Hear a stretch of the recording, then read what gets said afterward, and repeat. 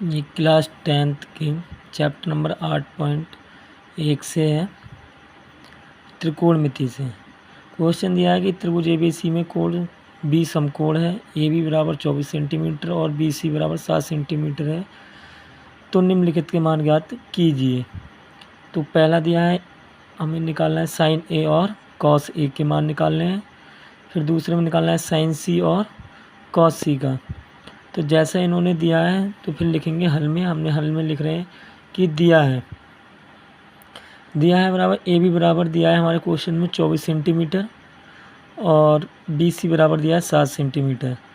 तो जैसा इन्होंने कहा हमने वैसा ही यहाँ पर क्या चीज़ बना देते हैं, एक त्रिभुज बना देते हैं और लिखते हैं कि त्रिभुज ABC है, ABC जिसका कोण B क्या चीज़ है, समकोण। तो हमने कोण B क्या चीज़ बना दिया है, समकोण बना दिया है। समकोण का मतलब होता है कि 90 डिग्री का। एक कोण कितने का होना चाहिए त्रिभुज में, 90 डिग्री। तो हमने 90 डिग्री बना दिया। जो समकोण त्रिभुज के सामने वाली भुजा होती है वो होती है कर्ण।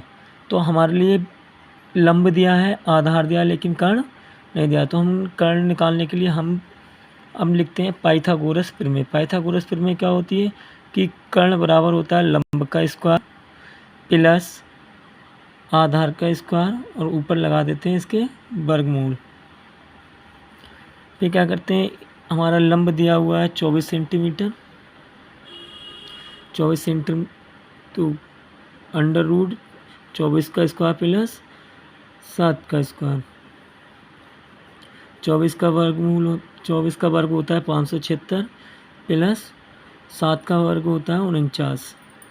ये भी हमने कर लिया। फिर अगले बढ़ते हैं, हम इन दोनों को ऐड कर देते हैं, ये हो जाता है 625। 625 वर्गमूल होता है 25 का। तो कर्ण हमारा आगे निकल के 25 सेंटीमीटर। तो हमने यहाँ पर लिख दिया कर्ण हो गया हमारा 25 सेंटीमीटर। फिर आगे वो हमसे पूछ रहा है साइन A और कॉस A की वैल्यू बताइए। तो हम क्या लिखते हैं कि कर्ण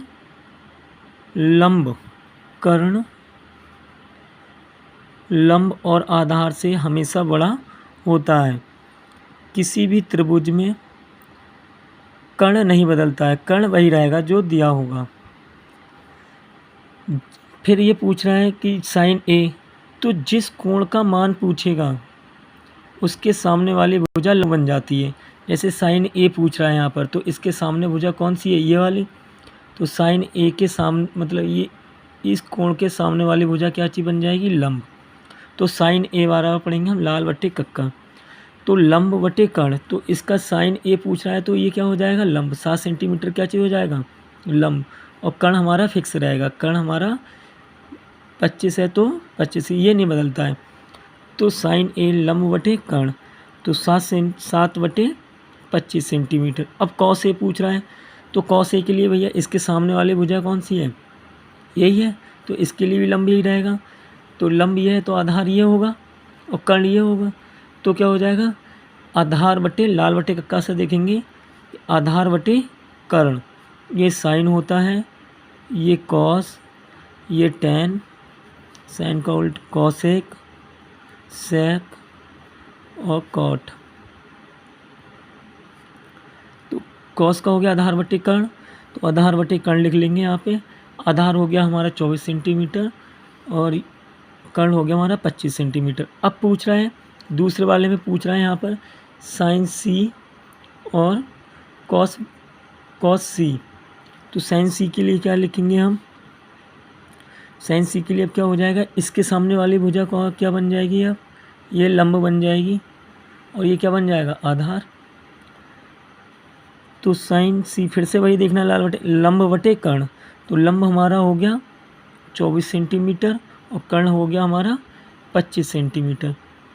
तो एक ये हो गया। कॉस C पूछेगा तो कॉस C के लिए ये क्या हो जाएगा, ये तो लंब है, तो ये बचा आधार। तो आधार बटे कर्ण, तो आधार कितना हो गया हमारा 7 सेंटीमीटर और कर्ण हो गया हमारा 25 सेंटीमीटर। यही हमें दिखाना था। वीडियो अच्छी लगी हो तो लाइक कमेंट ज़रूर करें। धन्यवाद।